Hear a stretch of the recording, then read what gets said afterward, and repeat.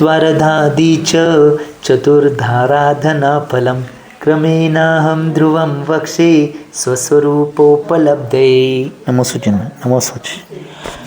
आचार्य भगवान अमित गती स्वामीजी विरचित मरणकंडिकाजी या ग्रंथाचा स्वाध्याय चालू आहे. आणि आचार्य भगवंतांनी सकाळच्या भागामध्ये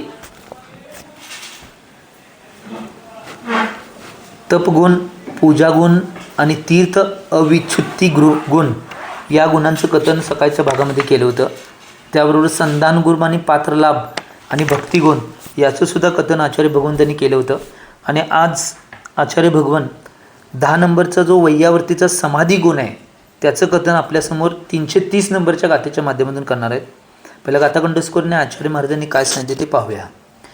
एवं गुण परिणाम प्रमुखेर विविधे परे प्राप्यते वर्तमानेन समाधि सिद्धि शर्मना. तर आचार्य भगवान इथं सांगत आहेत, इस प्रकार उपरयुक्त क्रम से कहे गए गुण परिणाम आदि 9 गुण के द्वारा सिद्धि सुख में प्रवर्तन रूप समाधि अर्थात एकाग्रता नामक गुण की प्राप्ती होती है. म्हणजे जे क्रमानं जे वरचे 9 गुण सांगून आल्यात, तीर्थ अविच्छुत्ती गुणापर्यंत, पूजा गुण, भक्ती गुण, तप गुण आदी जे गुण सांगून आल्यात ते सगळे गुण आहेत की नाही, ते सिद्धी सुख म्हणजेच त्याचं प्रवर्तन रूप काय आहे, त्याचं प्रवर्तन रूप काय असेल तर समाधी म्हणजे एकाग्रता नामक गुणाची प्राप्ती होते म्हणून सांगितल्या. समाधी म्हणजे एकाग्रता, सगळ्या गोष्टीतून की नाही एकाग्रता साधणे, आत्म्यामध्ये तल्लीन होणे, याला सुद्धा समाधी म्हणलेलं आहे. आता इथं प्रश्न करायला, कार्य सिद्धि के लिए कारण आवश्यक क्यों है और गुण परिणाम आदि 9 कारण समाधि रूप कार्य की सिद्धि कैसे करते हैं. म्हणजे काय, कार्यसिद्धीला कारण आवश्यक असते. कोणतेही कार्य व्हायचं असेल तर त्याला कारण आवश्यक आहे.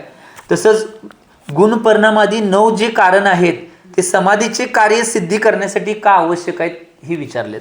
आता उत्तर देतात, कारणों का संग्रह किए बिना इष्ट कार्य की सिद्धि कदापि नहीं होती और कारणों का संग्रह तब किया जाता है जब कार्य करने के भाव जागृत होता है. म्हणजे जे कारण आहे त्याचा संग्रह केल्याशिवाय इष्ट कार्याची सिद्धी होत नाही.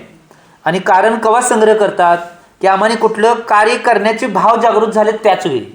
कुठलं तर कार्य करायचं आहे, ते कार्य करायचं आहे त्यावेळीच की नाही त्याची कारणं की नाही संग्रह करायला आपण चालू करतोय. कुठलं तर कार्य करायचं आहे. आता समजा आम्हाला आमच्या जीवनामध्ये तीर्थयात्रा करायची आहे, तीर्थयात्रा करायची की नाही हे कार्य आहे तीर्थयात्रा करणे. तर ते कार्य मनामध्ये संकल्प घेतला तर त्याची कारणं जे आहेत त्याच्यासाठी तीर्थयात्रेसाठी लागणारी सगळ्या व्यवस्था ही जमा करणे ह्याला कारण म्हणतात. आणि ते संग्रह करतोय आपण. तसं कुठलेही जोपर्यंत मनात का नाही त्या कार्य करण्याचे भाव जागृत होणार नाहीत तोपर्यंत त्याची कारणं आम्ही गोळा करणार नाही हे सांगायला. जैसे मन में घड़ा बनने का विचार आने पर ही कुंभकार उसे बनाने के लिए दंड, चक्र, मृत्तिकादि कारण समुदाय की प्राप्ती में प्रवृत्ती करेगा. म्हणजे काय, ज्याप्रमाणे की नाही कुंभाराच्या मनामध्ये की नाही गाडगं बनवायचं भाव येणार आहेत त्याच वेळी तो दंड म्हणजे की नाही ते चाक फिरवायसाठी वर असते ते चक्र, चाक आणि मुत्तिकादी म्हणजे माती आणि त्याच्या बाकीचं पाणी, त्याच्यामध्ये कोळसा, त्याच्यामध्ये राख, ह्या सगळ्या कारणाला नाही तो समुदायाची प्राप्ती केव्हा करतोय, त्याच्या मनात ज्यावेळी गाडगं बनवायचं मनात येणार त्याच वेळी. ही गोष्ट महत्वाची आहे. पुढे म्हणतात, यहाँ समाधि गुण का प्रकरण है, सिद्धि सुख में चित्त के एकाग्रता होना समाधि है. वैयावृत्य करने से इसका एकाग्रता रूप समाधि का संरक्षण होता है, यह सिद्धांत है. काय सांगितलं इथं, समाधी गुणाचं प्रकरण चालू आहे. आणि सिद्धी सुख म्हणजे काय, चित्ताची एकाग्रता होणार समाधी आहे. मग वैयावृत्ती केल्यामुळं एकाग्रात रूप समाधीचं संरक्षण होतं हा सिद्धांत आहे. इथं सिद्धांत काय सांगायला बघा, मुख्य कारण काय सिद्धांत, वैयावृत्ती केल्यामुळं समाधीमध्ये एकाग्रता येते म्हणून सांगायला. जे साधक असतील त्यांची वैयावृत्ती करायला पाहिजे, ही गोष्ट महत्त्वाची आहे. आणि त्याच्यामुळं त्यांच्यात एकाग्रता येणे आणि त्या समाधीचं संरक्षण होतं हे सिद्धांत आहे म्हणून सांगितले. हे महत्त्वाचं आहे. जब साधु के सिद्धि सुख में एकाग्रता नामक गुण की प्राप्ति के भाव बनते हैं तब वे गुण परिणाम श्रद्धा, वात्सल्य, भक्ति, पात्रलाभ, संदान, तप, पूजा और तीर्थाविच्छुति ऐसे 9 क्रमों से उत्कृष्ट आचरण करते हैं और जब इन कारणों में आचरण रूप विशिष्ट आदर किया जाता है तब वैयावर्ती करने वाली भावना सिद्धी सुख की एकाग्रता में परिणत हो जाती है.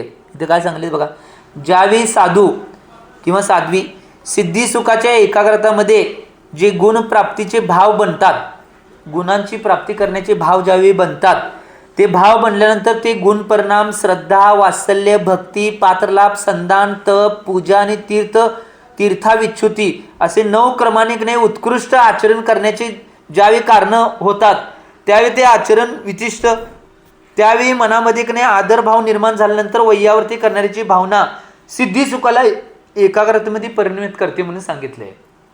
सिद्धी सुख याचा अर्थ समाधी हो, त्यात एकाग्रता करते. ही कारणं केल्यानंतर निश्चित रूपानं तो साधक समाधीमध्ये एकाग्रत होतोय, परिणत होते म्हणून सांगितलंय. ही गोष्ट महत्त्वाची आहे. अर्थात वैयावर्त करने वालों को शुद्ध चित्त से वैयावर्ती करने के कारण उपयुक्त 9 गुण प्राप्त हो जाते हैं. आणि वैयावर्ती करणारा जर शुद्ध मनानं म्हणजे काय, ज्यांची वैयावर्ती करले त्यांचे गुण प्राप्त करण्याच्या भावनेनं, की तसे आचरण तसे गुण तसंच चारित्र्य मला बी प्राप्त व्हावं या अपेक्षेनं जर तो वैयावर्ती करत असेल तर निश्चित उपयुक्त जे 9 कारण सांगितलेले आहेत, गुण परिणाम श्रद्धा वात्सल्य भक्ती आदी, ते गुण त्यांना प्राप्त होतात म्हणून सांगितले. वैयावर्ती करणाऱ्याला सांगवले, न वैयावर्ती करणाऱ्याला प्राप्त होत नाहीत. ही गोष्ट महत्त्वाची आहे, आम्ही याचे चिंतन करणं आवश्यक आहे. तब उनकी वैयावर्ती करने वाली अभ्यंतर परिणति स्वयमेव सिद्धि सुख की एकाग्रता में परिणत हो जाते. आणि त्यावेळी ज्यावेळी त्यांची वैयावर्त करण्याची अंतरंगाची परिणती ज्यावेळी जागृत होते त्यावेळी सिद्धी सुखाला म्हणजे समाधीच्या एकाग्रताला ती एकाग्रता प्राप्त होते, परिणत होते म्हणून सांगितलंय. क्योंकि गुण परिणामादि 9 गुण सिद्धि सुख की प्राप्ति के उपाय है, अतः वे आत्मा से सिद्धि सुख की एकाग्रता रूप समाधि को जोड़े बिना नहीं रहेंगे. आणि म्हणून काय सांगितलंय, ती गुण परिणामादि 9 गुण आहेत ते सिद्धी सुखाचे म्हणजे समाधीच्या प्राप्तीचे उपाय आहेत. त्याच्यामुळे समाधी साधली जाणार आहे. म्हणून त्या आत्मामध्ये सिद्धी सुखाची एकाग्रतेसाठी ते समाधीला बरोबर जोडणार आहेत म्हणून सांगितलेलं आहे. ती 9 गुण, म्हणून हे गुण महत्त्वाचे आहेत. म्हणून आता इथं 10वा गुण चालू आहे, तो समाधी चालू आहे. का, त्याच्या सगळ्या गुणांना जोडून ज्यावेळी वैयावर्ती करणार आहे त्यावेळी तो आपल्या आत्म्यामध्ये आणि आपल्या समाधीमध्ये तल्लीन होणार आहे तो जीव साधक. म्हणून वैयावर्ती सगळ्यात महत्त्वाचे आहे. म्हणून त्याचे 16 गुण सांगायचे चालू आहेत आणि त्यातले 10 गुण आपण आत्ता बघितले आहेत. आता पुढं 11व्या गुणावे आणि 12वे दोन्ही एकाच गाथेच्या माध्यमातून सांगतात की जिनाज्ञा गुण आणि संयम सहाय्य गुण हे 2 गुण आहेत का नाही, 11वा आणि 12वा, ते 331 नंबरच्या गाथेच्या माध्यमातून सांगाल्यात. जिनाज्ञा पालिता सर्वा विजित्य गुणहारिण कृतम संयम सहाय्यम कषायेंद्रिय वैरिण. तर आचार्य बघून काय म्हणतात, वैयावर्त करने वाला साधु सर्व जिनेन्द्र देवों की आज्ञा का पालन करता है और गुणों को नष्ट करने वाले कषाय तथा इंद्रिय रूप वैरियों को जीत कर संयम रक्षण में सहाय्य बनता है. काय म्हटलेलं आहे बघा इथं, वैयावर्त करणारा साधू किंवा श्रावक असेल, कोण बी असेल, तो जिनेंद्र भगवंताच्या सगळ्या आज्ञांचं पालन करतोय आणि जे गुणांना नष्ट करणारे कषाय आहेत आणि इंद्रिय आहेत त्या वैरीने सुद्धा जिंकून आपल्या संयमाच्या रक्षणामध्ये सहाय्यक बनते म्हणून सांगितलंय. आपल्या स्वतःच्या संयमाच्या रक्षणामध्ये सहाय्यक बनतोय तो. म्हणजे दुसऱ्याची वैयावर्ती करणे हे नाही, त्या ज्या साधकाची वैयावर्ती करले त्याच्यावर उपकार नाही, तो आपल्या स्वतःवर उपकार आहे. ही गोष्ट लक्षात घ्या पहिला. कारण की त्या वैयावर्तीमुळे त्या गुणांचे आणि संयमाचं रक्षण आमचं होणार आहे म्हणून आम्ही त्या वैयावर्तीला पुढे जातोय. ही गोष्ट महत्त्वाची आहे, म्हणून ती करायला पाहिजे. आता इथे प्रश्न काय करल्यात, वैयावर्त करने वालों को जिनेंद्र देवों की आज्ञा का पालक क्यों कहा गया है. म्हणजे वैयावर्ती करणारा जिनेंद्र भगवंताच्या आज्ञाचा पालक असं का म्हणलेलं आहे हे सांगा उत्तर. तर उत्तर सांगतात, भगवान जिनेंद्र की आज्ञा ही कि साधुजन अवसर आने पर परस्पर वैयावर्त करके अपने वैयावर्त नामक अभ्यंतर तप की वृद्धि करे और जिनकी वैयावर्त का अवसर प्राप्त हुआ है उनके रत्नत्रय का संरक्षण एवं संवर्धन करे. यही कारण है कि वैयावर्त करने वाला जिनाज्ञा का पालक कहा जाता है. काय म्हटलंय, भगवान जिनेंद्रांची आज्ञा काय आहे, साधूजनांना अवसर आल्यानंतर परस्परामध्ये वैयावर्त करून आपल्या वैयावर्त नावाचं जे अंतरंग अभ्यंतर तप आहे त्याची वृद्धी करायला पाहिजे. आणि ज्याची वैयावर्ती केली जाणार आहे तो त्याच्या रत्नत्रयाचं संरक्षण आणि संवर्धन होणार आहे आम्ही वैयावर्ती केल्यामुळं. म्हणून वैयावर्ती करणारा जिनेंद्र भगवंतांच्या आज्ञेचं पालनच करतो हे सिद्ध होतंय.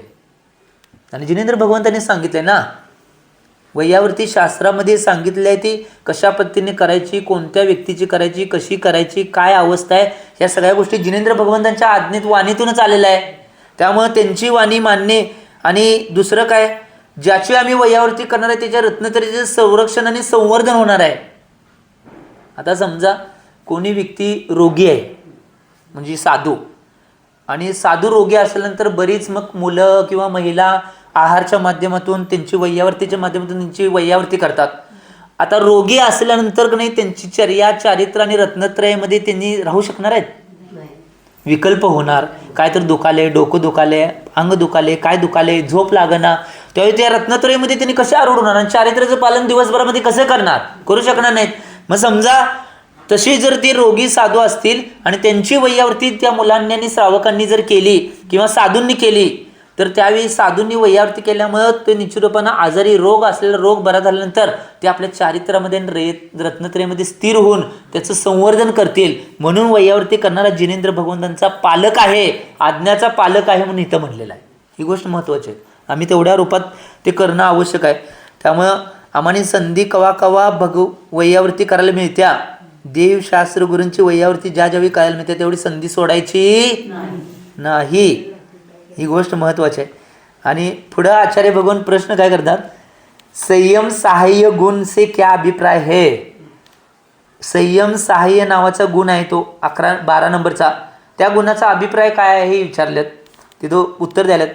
जैसे दीपक स्वयं जलता है, सोपर को प्रकाशित करने के लिए उसे अन्य की आवश्यकता नहीं पड़ती, किंतु जब वायु के झोंके आते हैं तब हाथ की आड़ देकर दूसरे जन उसके संरक्षण में सहायक होते हैं. इसी प्रकार आचार्य, उपाध्याय एवं अन्य साधुजन संयम एवं तप आदि के भंडार होते हैं. किंतु यदि कदाचित कषाय आदि उद्वेग उत्पन्न हो जाए तो वैयावर्त करने वाले कषाय और इंद्रिय के दोष बताकर कषाय एवं इंद्रियों में निग्रह में सहायक होते हैं. किती सुंदर उदाहरण दिले बघा. दीपक ठेवलेला असतोय, तो दीपक स्वतः जळत असतोय, त्याला कोण जाळत नसतंय किंवा कोण काय करत नाही, तो स्वतः जळत असतोय. परंतु तो जिथं ठेवलेला आहे तिथनं स्वतः बी प्रकाशित होतोय आणि दुसऱ्यांना बी प्रकाशित करतोय. आणि ज्या वेळी नाही आता त्याला कशाची आवश्यकता दीपकाला नाही, कारण की तो स्वतः जळालाय आणि स्वतः प्रकाशित करलाय सगळ्यांना. परंतु ज्या वेळी नाही वारा येणार आहे जोरदार, त्या वारा आल्यानंतर ते दीपक विझू शकतोय ना, म्हणून त्याला हातांचा सहारा मिळतोय. दीपकाच्या बरोबर भोवती हात धरतात म्हणून तो विझत नाही.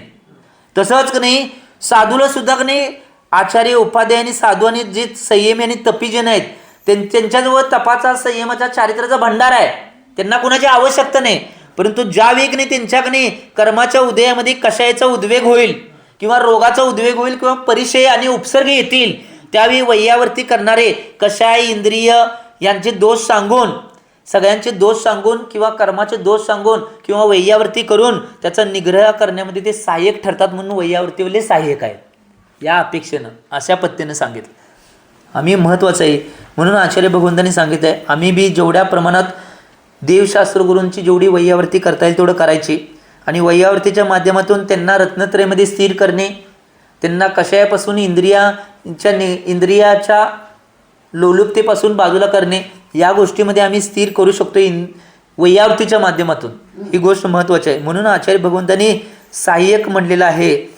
संयम सहाय्यक गुण म्हणजे याचा अर्थ ते काय आहे, संयमामध्ये आपण सहाय्यक बनायचं. ते संयम पालन करल्यात, त्यांना कोणाची गरज नाही सोडा संयम पालनामध्ये. परंतु असा कधी कशाचा उद्वेग येईल किंवा रोगांचा उद्वेग येईल किंवा उपसर्ग येतील किंवा परिचय येतील त्यावेळी त्याचा उद्वेग होणार आहे, त्यावेळी आम्ही त्याचं सहाय्यक बनायचं आहे. कशाचे? त्यांच्या संयमाचे. त्यांच्या संयमाचा घात होऊ नये यासाठी वैयावर्ती करून त्यांना संयमामध्ये स्थिर करण्याचा, रत्नत्रयामध्ये आणि चारित्र्यामध्ये स्थिर करण्याचा प्रयत्न करणे, याला आचार्य भगवंतांनी संयम सहाय्य गुण म्हणलेला आहे. ही गोष्ट महत्त्वाची आहे. म्हणून अशा पद्धतीनं आम्ही करणं आवश्यक आहे. आता पुढे म्हणतात, यदि कभी आचार्य या अन्य साधुजन व्याधि आदि से पीड़ित हो जाते हैं तथा बिना संक्लेश के रोग परिचय को सहने में असमर्थ होते हैं, तब उनकी वैयावृत्त करने से तप एवं संयम का रक्षण होता है।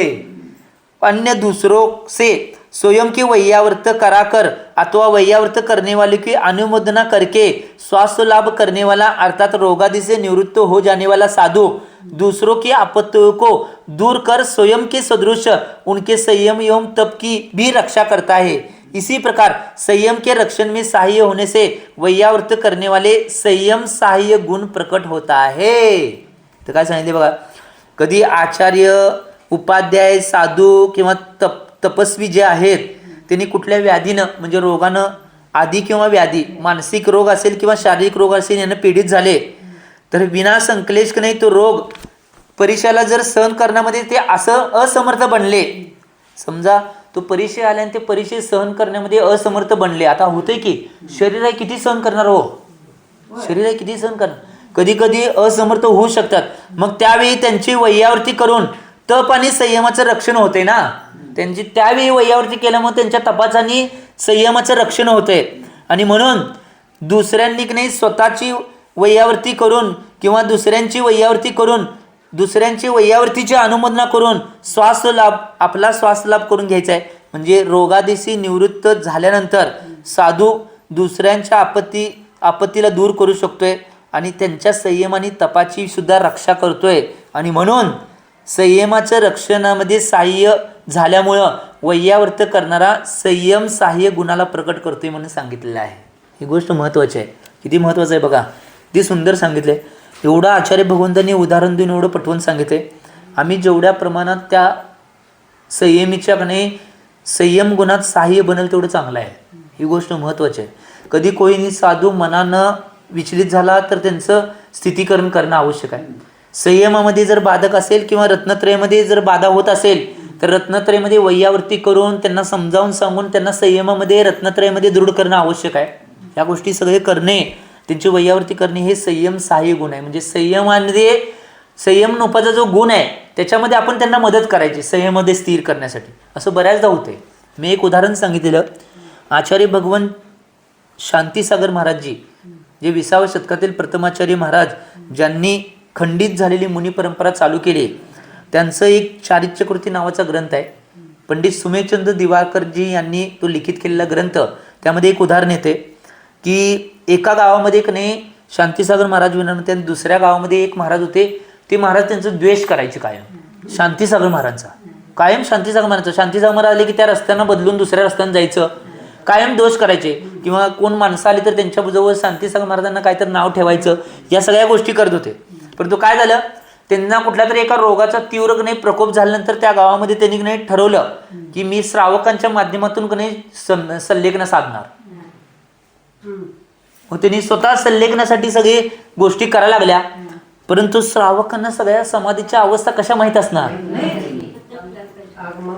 ते गेले आणि एकदम सगळं त्याग करून बसले, एकदम सगळं त्याग करून बसले, एकदमच सगळं यम संलेखन एकदम घेऊन बसले आणि एकदम घेऊन बसल्या स्टेप बाय स्टेप सगळ्या गोष्टी करत जायच्या असतात। एकदम घेतल्यानंतर त्या कशा सहन होणार आहेत आपल्या शरीराला, त्यामुळे हळूहळू स्टेप बाय स्टेप सगळ्या गोष्टी करायच्या असतात ना, मग त्या एकदम घेतल्यावर त्रास होते ना, मग त्यांनी एकदम घेतल्यामुळे त्यांच्या शरीराला त्रास झाला। ज्यावेळी समाधीमध्ये मग त्यांनी अन्न पाणी या गोष्टी मागणी करू लागले समाधीमध्ये, मग त्यावेळी ज्यावेळी काही श्रावकांनी त्यांना समजावून सांगितलं परंतु काय होईना, कारण शरीराच्या 10 एवढा वेळा त्यात वैयावृत्ती कशी करायची असत्या, काय करायचं, त्यांना शांती कशी मिळवायची हे सांगायला कोण तयार नाही।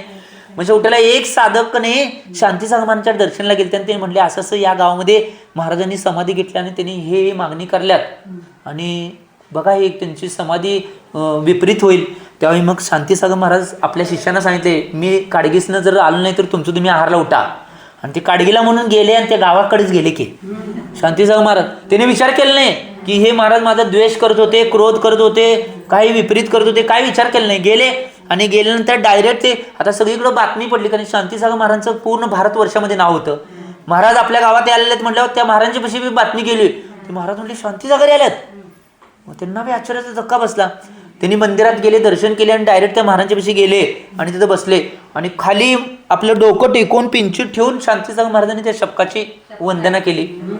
नमोस्तू केल्यानंतर तुमच्या डोळ्यातून घडाघडा पाणी आलं की मी एवढा वर्ष तुमचा द्वेष करतोय आणि तुम्ही नमस्सू केला. त्यांनी त्यांच्या चरणावर का नाही आपलं डोकं ठेवून पिंची ठेवून परत नमस्सू केला आणि म्हणलं मला क्षमा करा म्हणले.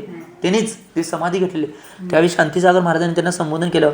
अनादिकालापासून एवढं अन्न आपण खाल्लंय, 3 लोकातलं जेवढं अन्न आहे ते सगळं एकत्र केले तरी तेवढं खाऊन सुद्धा आमची भूक शमली नाही. 7 समुद्रामध्ये जेवढं पाणी तेवढं पाणी पिऊन सुद्धा आमची तहान शमली नाही.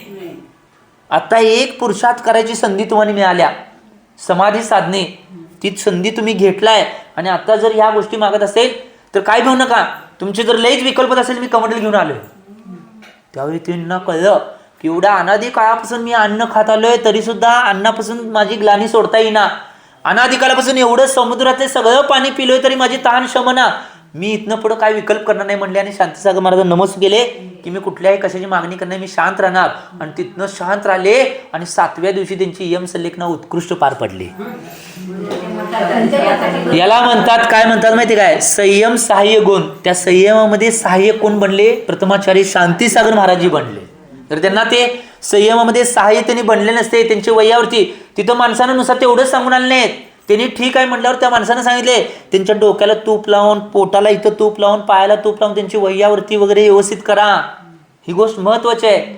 शरीर की नाही कधी कधी ज्यावेळी ग्लानी रूप झालेलं असते त्यावेळी की नाही शरीर की नाही ओल्या कपड्यानं, कोमट पाण्याच्या कपड्यानं शरीर पुसून काढा. तिथं आसपास कापूर वगैरे टाकणं आवश्यक आहे. या सगळ्या गोष्टी, तिथलं वातावरण जेवढं नाही शुद्ध ठेवता येईल तेवढं शुद्ध ठेवणं आवश्यक आहे. या सगळ्या गोष्टी तुम्ही करा. त्यावेळी सांगितल्यानंतर मग त्यांनी शांत अवस्थेमध्ये राहिले आणि 6व्या दिवशी नमोकार मंत्राचं नामस्मरण करत करत त्यांची उत्कृष्ट संलेखना झाली. ही गोष्ट महत्वाची आहे. यालाच म्हणतात संयम सहाय्य गुण. संयमामध्ये आम्ही सहाय्य करणं आवश्यक आहे. आज बरीच जण असे आहेत की संयमामध्ये सहाय्य करत नाहीत, तर संयम कसा निघून जाईल याची तयारी करतात.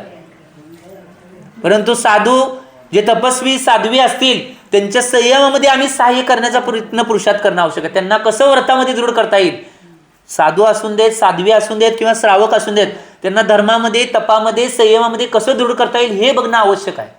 त्यांच्या ज्या गोष्टी असतील त्या गोष्टींचं निराकरण करून त्यांना संयमामध्ये जेवढं दृढ करता येईल तेवढं करण्याचा प्रयत्न करणं आवश्यक आहे. ही गोष्ट महत्त्वाची आहे. आम्ही याचं चिंतन करणं आवश्यक आहे जेवढ्या प्रमाणात. आता आचार्य भगवान 13 नंबर आणि 13पासनं सगळे म्हणजे 16, 4 सगळे नाही जे आहे ते एकाच गाथेच्या माध्यमातून सांगायलात. वैयावर्तीमध्ये जे नाही 16 गुण होते त्यातले 13पासून 16चे जे 4 गुण आहेत ते सांगायलात. आता दान, निर्विचिकित्सा, प्रभावना आणि संघ कार्य, ह्या 4 शेष गुणांचं वर्णन एकाच गाथेमधून 332 नंबरच्या गाथेमधून करल्यात. पहिल्या गाथाकंठस्कोरीने आचार्य महाराजांनी काय सांगितले ते पाहूया. दत्तम सातिशयम दान मचिकित्सा च दर्शिता संगस्य कुर्वता कार्यम वाक्यम भावयतार्हताम. तर आचार्य भगवान काय म्हणतात,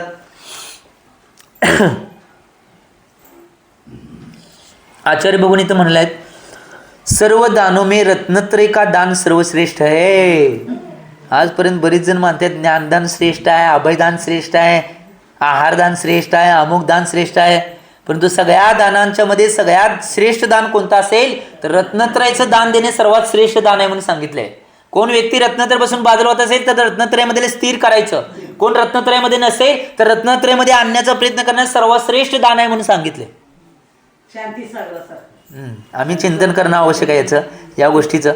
पुढे म्हणतात वैयावृत करणेवाला रत्नत्र रूप सातिशय दान देता है. जो वैयावृत करतोय तो रत्नत्र रूप सातिशय दान देतोय. सातिशय दान म्हणजे काय दान आहे माहिती तुम्हाला? जे दान दिल्यामुळं अतिशय घडते त्याला सातिशय दान म्हणतात. आणि त्या दानाच्या पुण्यामुळं अर्हंत पदाची प्राप्ती होते. कारण की आचार्य भगवान कुंद स्वामीजींनी नियमसारजी ग्रंथामध्ये एक गाथा दिल्या, पुण्यफला अर्यंता. पुण्यफला अर्यंत याचं काय, पुण्याचं फळ हे अर्हंत पदाची प्राप्ती आहे. परंतु साधारण पुण्यामुळे अर्हंत पदाची प्राप्ती होणार नाही, तर सातिशय पुण्यामुळे अर्हंत पदाची प्राप्ती होणार आहे. आणि वैयावर्त करणारा व्यक्ती रत्नत्र रूपाचं सातिशय दान देतोय म्हणले, इथं सातिशय शब्द वापरलाय. म्हणजे त्याच्यामुळे भविष्यामध्ये परंपरेनामाने अर्हंत पदाची प्राप्ती आणि परंपरेनं सिद्ध पदाची प्राप्ती सुद्धा होणार आहे म्हणून आचार्य भगवान म्हणतात. आम्ही याचं चिंतन करणं आवश्यक आहे.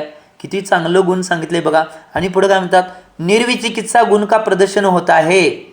निर्विचिकित्सा गुणाचं सुद्धा प्रदर्शन होते वैयावृत्तीमुळं. निर्विचिकित्सा म्हणजे काय माहिती काय? धार्मिक व्यक्ती, साधू साध्वी असतील किंवा धार्मिक कोणतरी ज्याने रत्नत्रय धारण केले त्याच्या ग्लानी रहित त्याच्या नाही किळसरूपी शरीराकडे बघून नाही किळस करायचं नाही. किती विभीत्स बनलेलं शरीर असून दे तरी सुद्धा किळस करायचं नाही त्या शरीराकडे बघून. का? कारण की ते शरीर रत्नत्रयेनं युक्त आहे.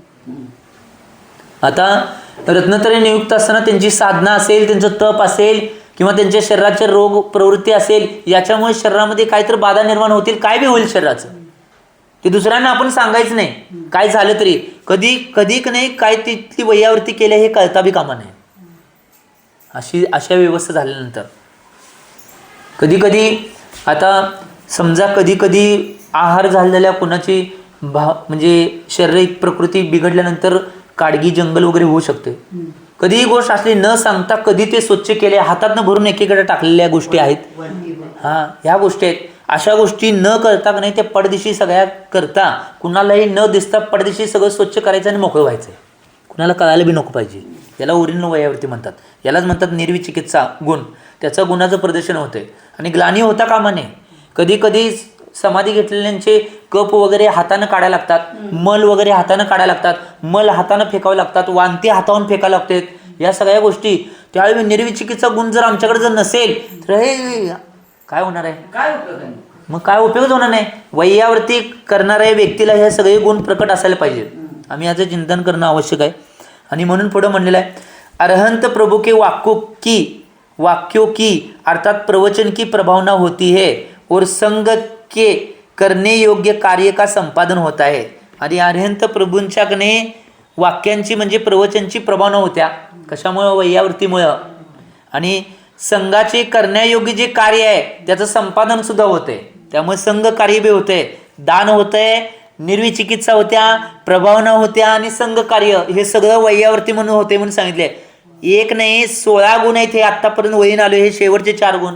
अशा सगळ्या 16 गुणांना एका वैयावृत्तीमुळे आम्ही प्राप्त करू शकतो. एका वैयावृत्तीमुळे एवढे वैयावृत्तीमध्ये महान गुण सांगितलेले आहेत. ती गुणांना जर प्राप्त करायचं असेल तर आम्हाला कुठलेही निर्विकल्प न करता, कुठलीही इच्छा न ठेवता, भावपूर्वक आणि अंतरंगाची चित्ताची विशुद्धीपूर्वक आम्ही वैयावृत्ती करणं आवश्यक आहे. ही गोष्ट महत्त्वाची आहे म्हणून आचार्य भगवान म्हणतात. आता पुढे प्रश्न केलेला आहे, इन चारों गुणों का विशेष भाव क्या है? हे 4 गुण सांगितले, दान, निर्विचिकित्सा, प्रभावना, संघ कार्य. या 4 गुणांचे विशेष भाव काय आहेत ते विचारलेत. आता सांगतात उत्तर, सातिशय दान. पहिलं चाले सातिशय दान. काय सांगतात बघा, अन्य सब दानों की अपेक्षा रत्नत्रय का दान सर्वश्रेष्ठ है, कारण कि रत्नत्रय से जीव संसार समुद्र को पार कर मोक्ष सुख प्राप्त कर लेता है. रोग आदि के कारण विचलित होने वाले साधु को वैयावृत करने वाले तप आदि में स्थिर कर देते हैं. अतः उनके इस महान कार्य को सातिशय दान में देना कहा गया है. वैयावृत करने वालों में ही ऐसा दान देने की सामर्थ्य है. काय म्हणले बघा, सातिशय दान म्हणजे काय? सगळ्या दानांच्या अपेक्षेनं रत्नत्रय दान सर्वश्रेष्ठ आहे. कारण की रत्नत्रय हे एक नाही जीवाला संसार समुद्रातून पार करून मोक्षामध्ये प्राप्त करून देणार आहे. हे मोक्ष सुखाला प्राप्त करून देणार आहे म्हणून सांगितलं आहे. आणि रोग आदीच्या कारणाने विचलित झालेले जे साधू साध्वी यांची वैयावृत्ती केल्यानंतर ते तपामध्ये स्थिर होतात. आणि हे महान कार्य केल्यामुळे सातिशय दान तो व्यक्ती देतोय म्हणून सांगितलंय. म्हणून वैयावृत्ती करणारा जो व्यक्ती आहे किंवा साधू आहे त्याच्याजवळ सातिशय दान देण्याचं सामर्थ्य आहे. बाकीच्या जवळ सातिशय दान देण्याचं सामर्थ्य नाही. ही गोष्ट महत्त्वाची आहे. म्हणून आपल्या जेवढ्या प्रमाणात देता येईल तेवढे ते सातिशय दान देणं आवश्यक आहे. सोडायच नाही संधी. आम्ही याचं चिंतन करणं आवश्यक आहे की अशा प्रमाणात जेवढ्या प्रमाणात आम्हाला हे दान देता येईल, जेवढी वैयावृत्ती करता येईल तेवढे करण्याचा प्रयत्न करणं आवश्यक आहे म्हणून सांगितले.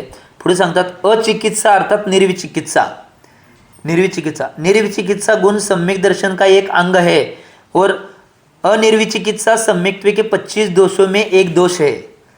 रुग्ण साधु की सेवा करते समय उनके शरीर से निकला हुआ मलमूत्र, वमन, फोड़े, फुंसियों से निकलने वाले पीव आदि को बिना जुगुप्सा के साफ कर देने से द्रव्य विचिकित्सा का त्याग हो जाता है और उसके निर्विचिकित्सा गुण का बाह्य में भी स्पष्ट प्रदर्शन हो जाता है तथा निर्विचिकित्सा अंग दृढ हो जाता है.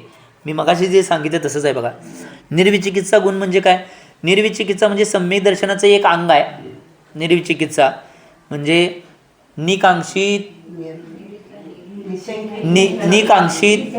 निशंकित निकांक्षित निर्विचिकित्सा अमूढदृष्टी. अमूढदृष्टी ही 4 झाले. उपगोहन, स्थितीकरण, वात्सल्य आणि प्रभावना हे 8 गुण आहेत. त्यातली निर्विचिकित्सा आहे तो निर्विचिकित्सा एक सम्यक दर्शनाचं अंग आहे म्हणून सांगितले.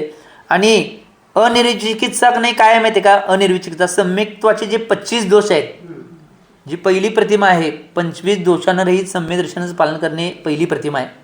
तर त्या 25 दोषामधला अनिर्विचिकित्सा एक दोष आहे. म्हणजे सम्यक्त्वामध्ये दोष येतो. रुग्ण साधू असतील त्यांची सेवा करताना त्यांच्या शरीरातून निघालेला मलमूत्र असेल, उलटी असेल, फोड्यामधून निघणारा पू असेल किंवा रक्त असेल, याले कुठलीही किळस आधी न करता ते साफ करून द्रव्य विचिकित्सा करायची. आणि द्रव्य विचिकित्साचा त्याग होतोय ते साफ केल्यामुळं. द्रव्य विचिकित्सा म्हणजे ते मळ ते नाही की ते द्रव्य विचिकित्सा आहे, ते दृढ त्याग होतंय. आणि त्यामुळं निर्विचिकित्सा जो गुण आहे तो बाह्यमध्ये सुद्धा स्पष्ट होतोय आणि त्याचं प्रदर्शन सुद्धा होतंय. आणि त्यामुळं आमचं निर्विचिकित्सा अंग दृढ होते म्हणून सांगितलंय. निर्विचिकित्सा अंगामध्ये कोण प्रसिद्ध झालं माहिती आहे? ज्या याला की शरीराला बऱ्याच काही रोग झालते आणि आहार करताना पूर्ण शरीर आहार घेऊन तो खरं वास्तविक नाही ते जे की नाही पुढचं साधू होते ते साधू नव्हते, देव परीक्षा करायला आलता. त्यांनी साधूचं रूप घेतलं होतं आणि त्याने एवढा आहार केल्या की नाही आहार संपायच्या आधी सगळी वांती त्यांच्या अंगावर केली. तरी सुद्धा की नाही त्यांनी की नाही कुठले भाव केले नाहीत की साधूंच्या विषयी की साधूंनी माझ्या अंगावर वांती केली म्हणून. त्यांनी काय म्हणले की आमचा किती पापाचं उदय आहे की आमच्या पापाच्या उदयामध्ये असल्या विपरीत आहार दिल्यामुळे महाराजांना वांती झाली म्हणून. तरी म्हणले का म्हणले? कारण की तो निर्विचिकित्सा अंगाचा कठोर पालक होता.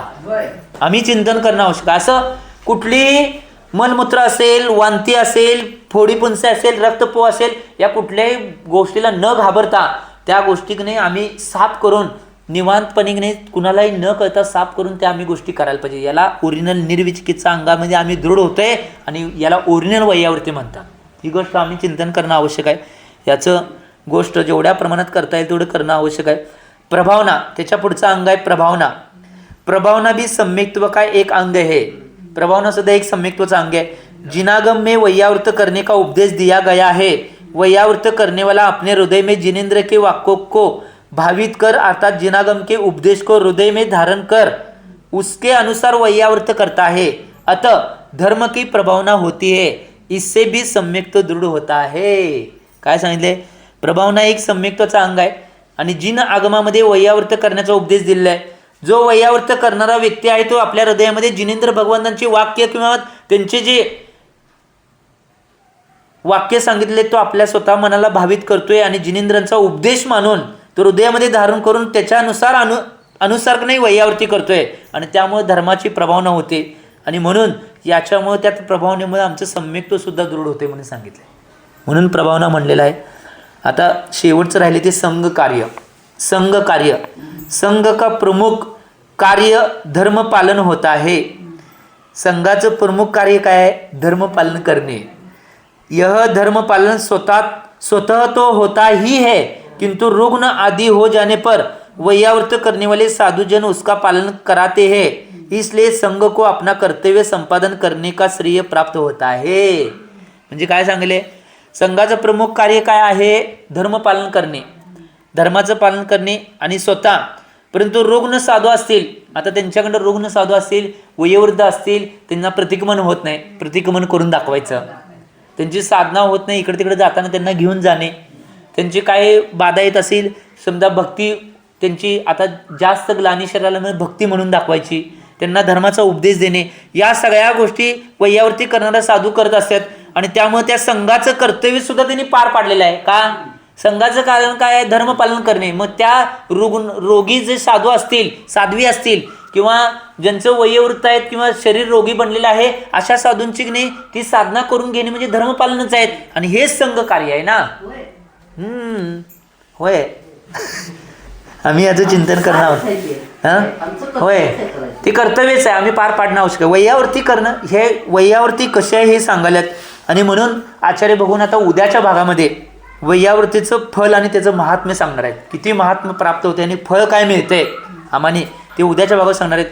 मी एवढीच भावना करतो की या 16 गुणांच्या माध्यमातून जेवढी संघाची, साधूंची, साध्वींची आणि जे धार्मिक असतील, रत्नत्रयामध्ये दृढ असतील, तप करण्यामध्ये दृढ असतील, त्यांची वैयावरती करून आपण सुद्धा आपल्या जीवनाचा उद्धार आणि त्या 16 गुणांना प्राप्त करावी एवढी भावना करतो. आणि वाणीला विराम देतो. जे बोला आचार्य भगवान श्री सन्मती सागरजी महाराज की